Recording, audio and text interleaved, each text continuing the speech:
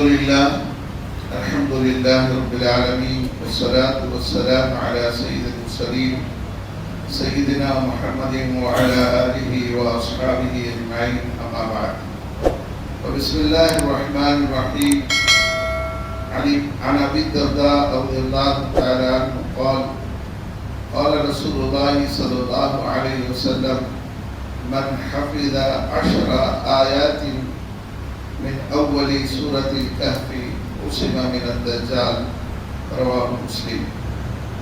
برادران اسلام، آج ہم نے تراویح میں سورہ کہف، سورہ مریم مکمل ہونے کے بعد سورہ طٰہٰ کی بھی آیات سماعت کی۔ سورہ کہف کی فضیلت کے تعلق سے صحیح مسلم کی جو روایت میں نے آپ کے سامنے پڑھی، جس کے راوی حضرت ابو درداء رضی اللہ تعالیٰ عنہ ہیں، پیارے نبی صلی اللہ علیہ وسلم نے فرمایا جو شخص بھی سورہ کہف کی ابتدائی 10 آیات کو یاد کر لیتا ہے وہ دجال کے فتنے سے بچا لیا جاتا ہے، وہ بچ جاتا ہے۔ اس لیے خاص طور پر سورہ کہف کی شروع کی 10 آیات یاد کر لینی چاہیے۔ آخری آیت ربنا آتنا من لدنک رحمتا وہیئ لنا من امرنا رشدا، جو اصحاب کہف کی دعا ہے۔ یہ سورہ اور اس کے بعد والی جو بھی صورتیں ہیں وہ دعاؤں کا مرقع ہے۔ میرے بھائیوں، اصحاب کہف نے جو دعا کی تھی اللہ تعالیٰ نے اس کا جواب دیا، ربنا آتنا من لدنک رحمتا وہیئ لنا من امرنا رشدا۔ جو بھی معاملہ ہمارا ہے اللہ اس کو آسان کر دے، اپنی جانب سے تو ہمیں رحمت عطا فرما اور ہمارے معاملے کو آسان فرما، اور ہمیں سیدھا راستہ دکھا دے۔ تو اللہ تعالیٰ نے اصحاب کہف کو جس جگہ وہ جا کے پناہ لیے تھے، اللہ تعالیٰ نے لوگوں کے آنکھوں سے پردے میں ان کو رکھا اور 309 سال اللہ نے ان کی حفاظت فرمائی۔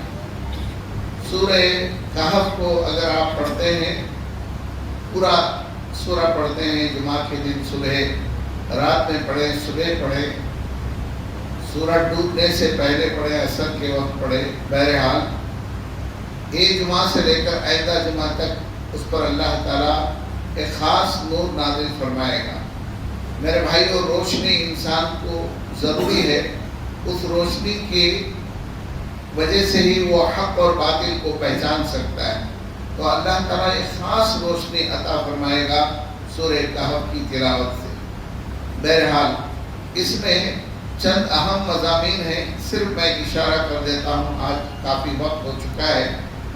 سب سے پہلی بات یہ کہ بہت سارے لوگ مسائل میں، دنیاوی مسائل میں تعداد کے تعلق سے جھگڑا کرتے ہیں، اور بہت سارے ایسے مسائل جن کا کوئی فائدہ نہیں ہے، تو اللہ تعالیٰ نے اہل کتاب کا جواب نہ دینے کا آپ کو حکم دیا، وَلَا تُمَارِ فِيهِمْ مِرَاءً إِلَّا ظَاهِرًا وَلَا تَسْتَفْتِ فِيهِمْ مِنْهُمْ أَحَدًا۔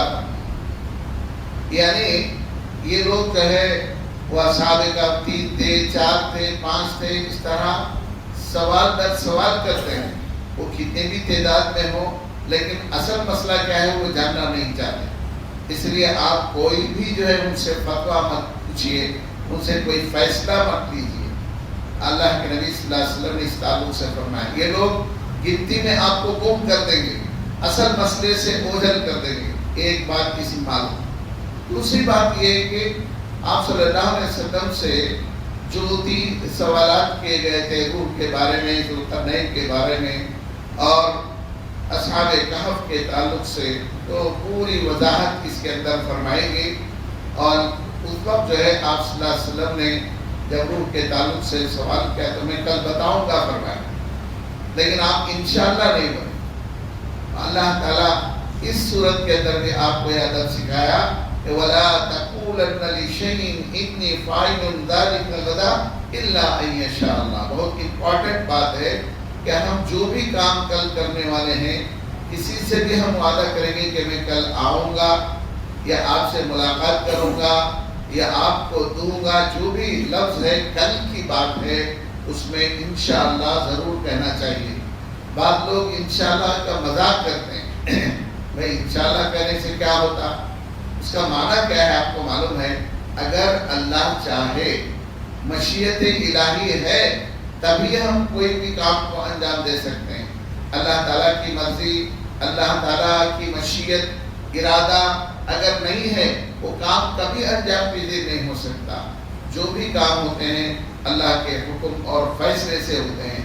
یہ ہمارا عقیدہ ہے. آپ جانتے ہیں درخت کا سوکھا ہوا پتا بھی اس وقت تک نہیں گر سکتا نیچے جب تک کہ اللہ کا حکم نہ ہو. ہر کام اللہ کے حکم سے ہی اس دنیا میں جاری و ساری ہے. سارے معاملات اسی کے حکم سے طے ہوتے ہیں. اور تیسری بات یہ معلوم ہے کہ اصحاب کہف دیکھیے ان کے ساتھ ایک کتا تھا، بیچارہ ان کے ساتھ ہو لیا، لیکن اس کا بھی ذکر اللہ تعالیٰ نے قرآن میں کر دیا اور وہ جا کے غار کے پاس بیٹھا رہا. اور ان کے ساتھ، چونکہ نیک لوگوں کے ساتھ آپ رہیں گے، نیک نامی میں آپ شامل ہو جائیں. نوح علیہ السلام کا بیٹا بروں کے ساتھ بیٹھا اور اپنی خاندانی وجاہت کو اور اپنے اسلام کو ملیمٹ کر دیا، اپنے جو ہے ایمان سے محروم رہا. لیکن اصحاب کہف کے ساتھ رہنے والا کتا، اس کا بھی تذکرہ اللہ تعالیٰ نے قرآن میں کیا، کوئی نیک لوگوں کے ساتھ بیٹھا تھا. اسی لیے اللہ تعالیٰ نے اپنے حبیب صلی اللہ علیہ وسلم کو اس بات کا حکم دیا کہ وَاصْبِرْ نَفْسَكَ مَعَ الَّذِينَ يَدْعُونَ رَبَّهُمْ بِالْغَدَاةِ وَالْعَشِيِّ يُرِيدُونَ وَجْهَهُ وَلَا تَعْدُ عَيْنَاكَ عَنْهُمْ تُرِيدُ زِينَةَ الْحَيَاةِ الدُّنْيَا وَلَا تُطِعْ مَنْ أَغْفَلْنَا قَلْبَهُ عَنْ ذِكْرِنَا وَاتَّبَعَ هَوَاهُ وَكَانَ أَمْرُهُ فُرُطًا. یہ آپ کو تعلیم دی گئی کہ آپ ان لوگوں کے ساتھ آپ اٹھتے بیٹھتے رہیے. میرے بھائیو، کیا نبی صلی اللہ علیہ وسلم کا ایمان کم ہو سکتا ہے؟ آپ اندازہ لگائیے، کبھی نہیں. آپ اگر کسی برے آدمی سے بھی ملاقات کریں تو آپ کا ایمان کم نہیں ہو سکتا. لیکن اس کے باوجود بھی نیک لوگوں کے ساتھ اٹھنے بیٹھنے، ان لوگوں کے ساتھ جو اللہ کو صبح شام یاد کرتے ہیں، ان لوگوں کے ساتھ اگر نہیں بیٹھیں گے، ہو سکتا ہے آپ کی توجہ دنیا کی طرف چلی جائے گی اور ان سے آپ کی نظر اڑ جائے گی اور آپ جو ہے دنیاوی زیب و زینت کو چاہنے لگ جاؤ گے. اور ایسے شخص کی صحبت نہ اختیار کیجیے جو ہمارے ذکر سے غافل ہے اور اس کا معاملہ افراط و تفریط میں ہے. اس لیے ایسے لوگوں کی صحبت اختیار کرنے سے منع کیا گیا. میرے نوجوان ساتھیوں، میری مائیں و بہنوں، ہمیشہ اچھے لوگوں کی صحبت اختیار کرنا چاہیے. اچھے مجالس میں شریک ہونا چاہیے جہاں اچھی باتیں، نیکی باتیں ہوتی ہیں. اس کے بعد جو ہے میرے بھائیوں، دو انسانوں کا کردار بتایا گیا. آپ جانتے ہیں کہ ہر اچھے اور برے میں دو ہی کردار ہوتے ہیں، ایک اچھا انسان، ایک برا انسان. وہاں ایک کافر، ایک مسلمان کا تذکرہ ہے. اللہ تعالیٰ نے دونوں کو دولت دیا تھا، لیکن ایک کو تھوڑا زیادہ دیا تھا اور دوسرے کو تھوڑا کم دیا تھا. جس کو کم ملا تھا وہ زیادہ شکر گزار تھا. دیکھیے اکثر ہم کیا سمجھتے ہیں، اکثر یہ ہونا چاہیے کہ جس کو زیادہ ملتا ہے وہ زیادہ شکر گزاری کرنا چاہیے، لیکن معاملہ یہاں الٹا تھا. اللہ نے دونوں کی مثال بیان فرمائی کہ وَاضْرِبْ لَهُم مَثَلَ رَجُلَيْنِ جَعَلْنَا لِأَحَدِهِمَا جَنَّتَيْنِ مِنْ أَعْنَابٍ وَحَفَفْنَاهُمَا بِنَخْلٍ وَجَعَلْنَا بَيْنَهُمَا زَرْعًا. اس خوبصورت باغیچے کا بھی اللہ نے تذکرہ فرمایا اور بڑا چاروں طرف سے باغیچہ ہے اور اس کے بیچ میں کھیتی ہے، پھر اس کے بیچ میں جو ہے نہر بہتی ہے. اس کی منظر کشی میں نے اس سے پہلے بھی آپ کو بتائی ہے. بہرحال جس کو یہ خوبصورت باغیچہ، بڑا باغیچہ دیا گیا تھا، وہ اپنے باغیچے میں داخل ہو کر اس نے تکبر کیا، گھمنڈ کیا. حالانکہ اس کا دوست سمجھا رہا تھا کہ تو اللہ تعالیٰ کا شکر کر، ماشاء اللہ لا قوت الا باللہ کہہ لیکن اس نے نہیں کہا یہ تو میرا باغیچہ ہمیشہ رہنے والا ہے، مجھے یہ بھی یقین نہیں کہ قیامت برپا ہوگی اور میں اس سے بھی زیادہ پا سکتا ہوں۔ اس طرح اس نے اپنے آپ کو تکبر اور گھمنڈ میں مبتلا کیا، اللہ تعالیٰ نے اس کے باغیچے کو تباہ کر دیا۔ دوسرا جو نیک تھا اس نے کہا انا اقل منکم مالا وولدا فعسى ربي ان ياتني خير من جنتك ويرسل عليها حسبانا من السماء وتصبح صعيدا زلقا۔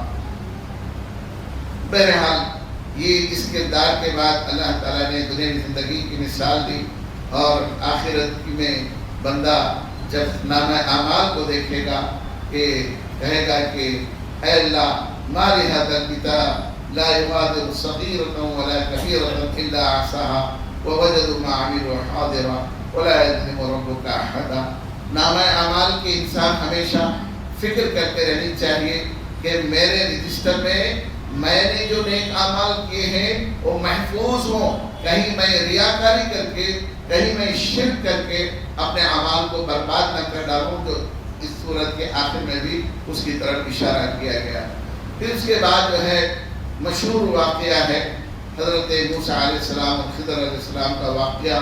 اس کا خلاصہ یہ ہے کہ ایک مرتبہ حضرت موسیٰ علیہ السلام بہت بہترین تقریر کیے، ایسا خطاب کیے کہ لوگ تعجب میں رہ گئے۔ اس وقت ایک شخص نے پوچھا اے موسیٰ کیا آپ سے بڑا کوئی عالم ہے؟ تو موسیٰ علیہ السلام نے اپنی دانش میں سمجھا تو نبی سے بڑا کون عالم ہو سکتا ہے اللہ کے بعد؟ تو انہوں نے اپنی دانش میں کہا کہ سب سے بڑا عالم میں ہی ہوں کہا، لیکن اللہ کو یہ ادا پسند نہیں آئی، اور اللہ تعالیٰ نے آپ سے کہا کہ جاؤ آپ سے بڑا ایک عالم ہے خضر کے پاس، اور اس کے علامات وغیرہ بتائی۔ سفر خضر و موسیٰ علیہ السلام اور خضر علیہ السلام کے سفر کو ہمیں پڑھنے کی ضرورت ہے۔ اس میں بڑی عبرت کی اور نصیحت کی باتیں ہیں۔ اللہ قصے کو یوں قصے کے طور پر نہیں ذکر کرتا، بلکہ اس میں تھوڑی عبرت کی اور نصیحت کی باتیں ہوتی ہیں۔ پہلے لڑکے کو انہوں نے قتل کیا، یہ لڑکا آئندہ چل کر ماں باپ کے لیے مصیبت بننے والا تھا، نہ رہے بانس نہ بجے بانسری۔ لڑکے کو ختم کر کے اللہ دوسری اولاد دینے والا تھا جو اس سے بھی بہتر اور محبت اور رشتے میں بہترین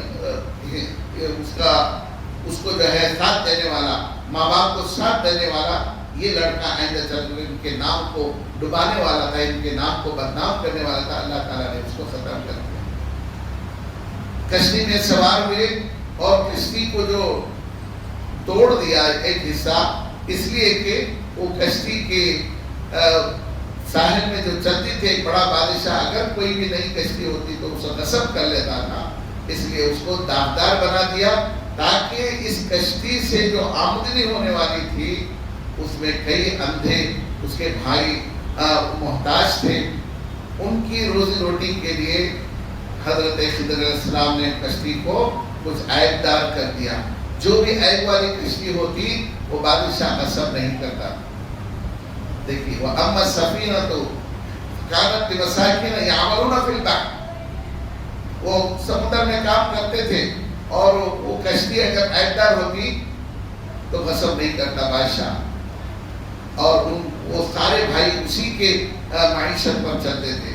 تیسرا جو ہے جو دیوار کو تعمیر کیا حضرت خضر علیہ السلام نے، جبکہ یہ تینوں واقعات میں حضرت موسیٰ علیہ السلام اگر تھوڑا پہلی مرتبہ صبر کرتے تو یہ دو واقعے نہیں ہوتے تھے، کیونکہ شروع ہی میں خضر علیہ السلام نے کہا آپ میں جو بھی کرتا ہوں آپ سوال مت کیجیے، آپ صبر کیجیے میرے ساتھ، شاید آپ صبر نہیں کر سکیں گے، لیکن موسیٰ علیہ السلام نے کہا میں ضرور صبر کر لیتا ہوں، لیکن بے صبرے ہو کر سوال کرنے کی وجہ سے مزید اور دو واقعے پیش آئے۔ تو وہ گاؤں کے اندر انہوں نے دیوار کو تعمیر کیا، جبکہ اس گاؤں والے کی پورا گاؤں بھوک کے پوچھا تھوڑا ایک دو لقمے کھانے دے دو، ہم بہت بھوکے ہیں۔ خضر علیہ السلام، موسیٰ علیہ السلام، یوشع بن نون بھی ساتھ تھے، لیکن کسی شخص نے کھانا نہیں کھلایا، اور وہاں انہوں نے دیوار کو تعمیر کی۔ اس میں ایک واقعہ یہ ہے کہ وہ اما الجدار فکان لغلامین یتیمین فی المدینہ، وَكَانَ تَحْتَهُ كَنْزٌ لَهُمَا وَكَانَ أَبُوهُمَا صَالِحًا. دیکھیے باپ اگر نیک ہے، صالح ہے، اپنے حلال اور محنت کی کمائی چھوڑ کر جاتا ہے اپنے بچوں کے لیے اور یہ دعا کرتا ہے اللہ یہ بچوں کو یہ میری دولت ملے، یقیناً اللہ پہنچاتا ہے، اللہ اس کا محافظ ہوتا ہے. ایسے ہی باپ بچے چھوٹے تھے، وہ بہت کچھ مال جمع کیا تھا کہ گھر میں ایسے چھوڑ کر جاؤں تو پڑوسی اٹھا کر لے جائیں گے. وہ ایک گڑھا کھود کر گڑھے کے اندر وہ پیسے پورے رکھا اور اس پر دیوار تعمیر کیا. دیوار جب مکمل ہوئی تو اس نے دعا کی اللہ سے، اے اللہ میرے بچے جب بڑے ہو جائیں تو یہ دولت جو ہے تو ان کو عطا فرما. حوالے کس کے کیا؟ اللہ کے حوالے کیا دیوار. اور اس اسنا میں وہ دیوار تھوڑی سی گر چکی تھی، کہیں چھپایا ہوا خزانہ یا دولت لوگوں کو سامنے نہ آئے، اس لیے خضر علیہ السلام کو پھر بھیجا کیونکہ ابھی بچے جوان نہیں ہوئے تھے. جب بچے بڑے ہو گئے اللہ ان کو خواب میں دکھا کر وہ دولت ان کو عطا کیا. یہ میرے بھائیوں یہ سب عبرت کی باتیں ہیں. نیکی انسان کو کہیں نہ کہیں آڑے آتی ہے، یاد رکھیے. نیکی انسان کو ان اللہ لا یضیع اجر المحسنین، کبھی نیکوکاروں کے اجر کو اللہ ضائع نہیں کرتا. کہیں نہ کہیں وہ نیکی ان کو کام آتی ہے، دنیا میں بھی اور آخرت میں بھی. اس طرح اس کے بعد جو ہے سورہ مریم کو آپ نے سماعت کیا اور سورہ طٰہٰ کو. سورہ مریم میں ایک بات کا اشارہ کر دیتا ہوں. یہاں دو واقعات ہیں. دیکھیے مریم علیہ السلام کے اس واقعے میں مریم کو دیکھ کر حضرت زکریا علیہ السلام نے دعا کی. ان کے پاس اسباب تھے، یعنی بیوی تھی اور شوہر تھے، لیکن اولاد ہونے کی امکان نہیں تھے. عورت 5، حضرت زکریا علیہ السلام بوڑھے. غور کیجیے اللہ چاہے تو کیا نہیں ہوتا، اسی لیے کہتا ہوں اس وقت اولاد کا ہونا ناممکن ہے. 5 کا مطلب ہے کہ اولاد ہوتی ہی نہیں. ادھر زکریا علیہ السلام بہت بوڑھے ہو گئے، لیکن اللہ تعالیٰ ان اسباب کو کے اندر تبدیلی کر کے 5 پن کو دور کر کے ان کو اولاد دیا. یہاں ایک بات. دوسری مریم علیہ السلام کو اللہ تعالیٰ اولاد دیا، وہاں اسباب بھی نہیں ہیں. یہاں تو میاں بیوی دونوں ہیں، وہاں تو شوہر ہی نہیں. اگر اللہ تعالیٰ چاہے تو بغیر کسی سبب کے بھی وہ چیز کو وجود میں لا سکتا ہے. اللہ تعالیٰ کسی چیز کی خاصیت کو چینج کر سکتا ہے. جیسے ابراہیم علیہ السلام کو اللہ تعالیٰ آگ میں جب آگ میں کود گئے ابراہیم علیہ السلام، آگ کا کام جلانا ہے لیکن اللہ کا حکم ہوا تو نہیں جلائی. تو خاصیتیں چینج کر دیتا اللہ تعالیٰ اگر چاہے. اسی لیے مومنین جو ہے کامل طور پر یقین اللہ پر ہونی چاہیے. اللہ ہر چیز کے اندر تبدیلی لا سکتا ہے، وہی قدرت والا ہے. تو یہ سورہ مریم کے اندر بہت دلچسپ واقعہ ذکر کیا گیا ہے. پھر اس کے بعد سورہ طٰہٰ کے اندر حضرت موسیٰ علیہ السلام کی کا اور فرعون اور جادوگروں کا تذکرہ ہے. انشاءاللہ کل آپ کے سامنے اس کی تفصیلات آئیں گی. اللہ تعالیٰ سے میں دعا کرتا ہوں اللہ تعالیٰ سب سے پہلے مجھے اور آپ کو ان باتوں پر عمل کی توفیق عطا فرمائے. آمین. وآخر دعوانا